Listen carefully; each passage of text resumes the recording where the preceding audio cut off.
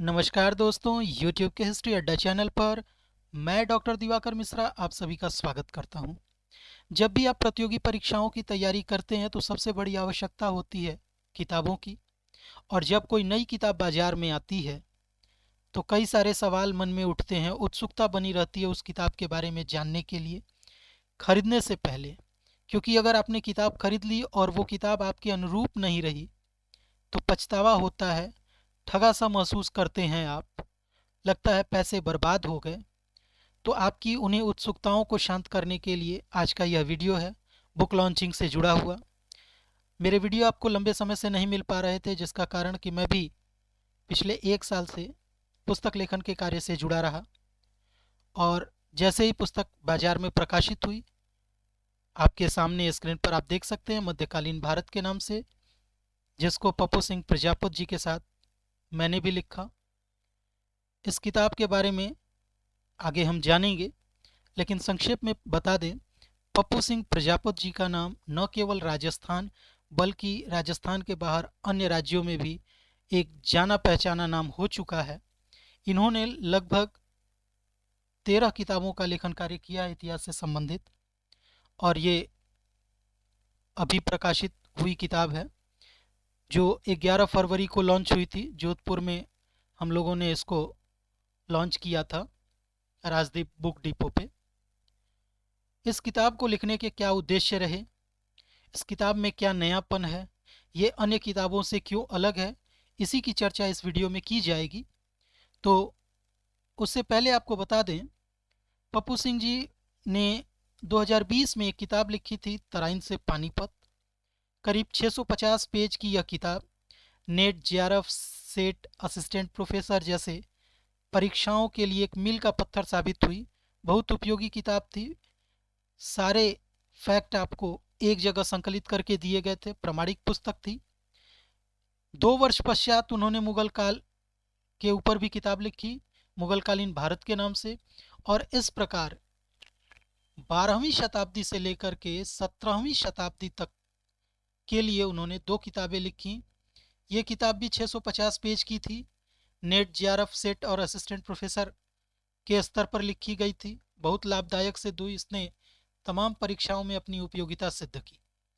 लेकिन इन दोनों किताबों को अगर देखा जाए तो विद्यार्थियों ने जो फीडबैक दिए वो ये था कि इसमें दोनों किताबों को मिलाकर के पेज ज़्यादा हो रहे थे और इसके फॉन्ट भी बड़े छोटे छोटे थे। पढ़ने में लेंदी किताब थी। और इन्हीं सारी समस्याओं को दूर करने के लिए जब मेरी पप्पू सिंह जी से बात हुई तो उन्होंने इस किताब को मिला करके एक नई किताब बनाने का निर्णय लिया, जो पूरे मध्यकाल के कालखंड को एक जगह संकलित करके था। जहां तराइन से पानीपत में 650 पेज थे, मुगल काल में भी 650 पेज थे, दोनों को मिलाकर के 1400 पेज हो रहे थे। उसी मैटर को हम लोगों ने मिलकर के 650 पेज में कंप्लीट किया है। ये किताब जो बाजार में उपलब्ध हो चुकी है, पेज इसके 650 के आसपास हैं। मूल्य इसकी हम लोगों ने कीमत रखी है 460 रुपये। हालांकि बाजार में ये आपको 320 रुपये से लेकर के 400 रुपये तक उपलब्ध है। इस किताब के बारे में जानने से पहले जान लें कि ये किन परीक्षाओं के लिए उपयोगी सिद्ध हो सकती है। चाहे आप नेट, जेआरएफ का अगला एग्ज़ाम देने जा रहे हों, आरपीएससी स्कूल व्याख्याता हो, चाहे असिस्टेंट प्रोफेसर हो। अभी उत्तर प्रदेश में भी असिस्टेंट प्रोफेसर या टीजीटी पीजीटी के एग्ज़ाम होने हैं। इन सारी परीक्षाओं के लिए ये किताब आपको लाभदायक सिद्ध होगी। और यकीनन अन्य किताबों की तरह इस किताब के भी विषय में जब कोई परीक्षा होगी तो प्रामाणिकता सामने आ जाएगी। इसके अनुक्रमणिका की बात करें तो पहला अध्याय मध्यकालीन भारत के स्रोत से है। आप सभी जानते हैं इतिहास के स्रोत महत्वपूर्ण होते हैं और सवाल पूछे भी जाते हैं। तो मुगल काल और सल्तनत काल दोनों के स्रोत एक ही अध्याय में रखे गए हैं। दूसरा जो अध्याय है दिल्ली सल्तनत से जुड़ा हुआ है, जिसमें स्थापना विस्तार बताया गया है। तीसरा अध्याय दिल्ली सल्तनत की प्रशासनिक और सैन्य व्यवस्था पर आधारित है। चौथा अध्याय मध्यकालीन धार्मिक आंदोलन है, जिसमें भक्ति और सूफी आंदोलन के साथ साथ सिख धर्म को भी रखा गया है, एक साथ आपको कंटेंट मिल जाए। पांचवा अध्याय प्रांतीय राज्य से जुड़ा हुआ है, जिसमें न केवल विजयनगर बहमनी राज्य बल्कि अन्य छोटे छोटे राज्य जो उस समय स्वतंत्र अस्तित्व रखे हुए थे, जैसे जौनपुर, खानदेश, बंगाल, मालवा, गुजरात, कश्मीर, उड़ीसा और राजपूताना में मेवाड़ तथा मारवाड़ जैसे राज्य थे, इनकी भी विस्तृत चर्चा इस अध्याय में की गई है। और जिन लोगों ने तराइन से पानीपत नामक पुस्तक पढ़ी होगी पप्पू सिंह जी की, करीब करीब इस अध्याय के 150 पेज लिखे थे उन्होंने। और सबसे बड़ा चैलेंज था इस अध्याय को लेकर के कि 150 पेज के मैटर को कितना कम किया जाए कि बच्चों को पूरा पूरा कंटेंट भी मिल जाए और पेज भी कम लगें। तो बड़ी मेहनत की गई थी इस अध्याय की रचना के लिए। छठा अध्याय आप देख सकते हैं मुगल साम्राज्य की स्थापना विस्तार से जुड़ा हुआ था। इसी में मुगल साम्राज्य के पतन की जो विभिन्न अवधारणाएं, विभिन्न जो सिद्धांत अन्य इतिहासकारों ने दिए, उनकी भी चर्चा है। अगला अध्याय द्वितीय अफगान साम्राज्य या सूर वंश, जिसमें शेरशाह सूरी की उपलब्धियां हैं। आठवां अध्याय मुगल प्रशासनिक व्यवस्था से जुड़ा हुआ है। नौवें अध्याय में मध्यकालीन आर्थिक व्यवस्था, जिसमें सल्तनत काल और मुगल काल दोनों को समाहित किया गया है। 10वां अध्याय भी मध्यकालीन समाज संस्कृति है। यहाँ भी आपको एक साथ दिल्ली सल्तनत और मुगल काल के समाज और संस्कृति को एक साथ रखा गया है। 11वां चैप्टर प्रांतीय स्थापत्य कला शैलियों से जुड़ा हुआ है। यूजीसी नेट के हिस्ट्री का पेपर हो चाहे इंडियन कल्चर का पेपर हो, इस चैप्टर से सवाल पूछे जाते हैं और अन्य किताबों में इस तरह का मैटर मिल पाना दुर्लभ है। अगला अध्याय है मध्यकालीन विज्ञान प्रौद्योगिकी से।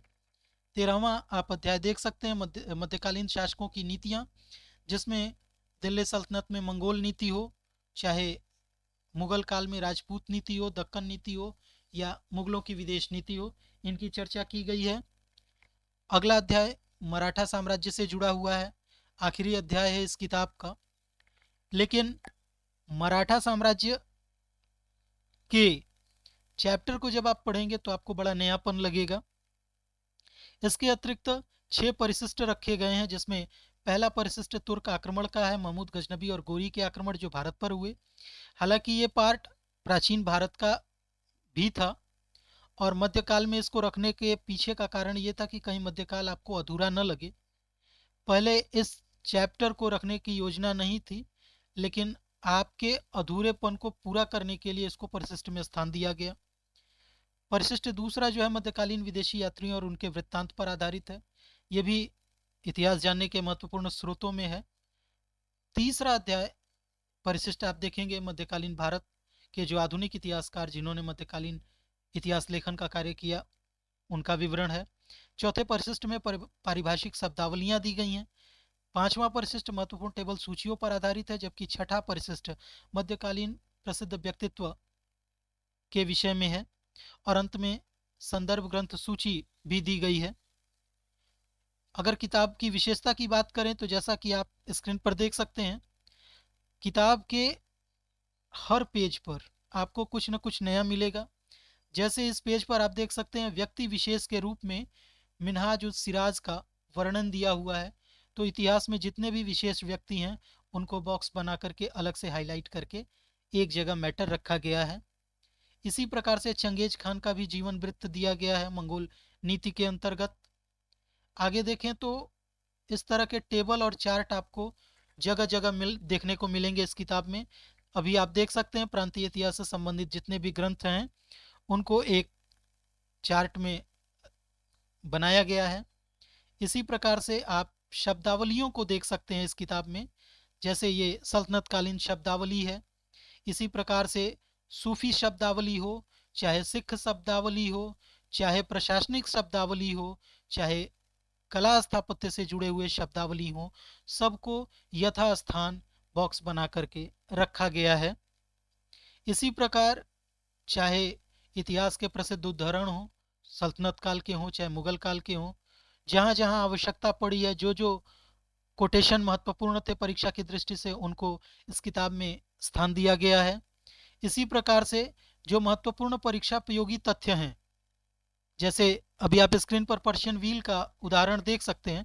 इस तरह से बॉक्स बॉक्स आपको खूब सारे किताबों में मिल जाएंगे और सभी के बारे में डिटेल बताया गया है। ऐसे ही कालक्रम इतिहास के लिए महत्वपूर्ण होता है। तो जहां भी आवश्यकता पड़ी है कालक्रम को एक साथ रखा गया है।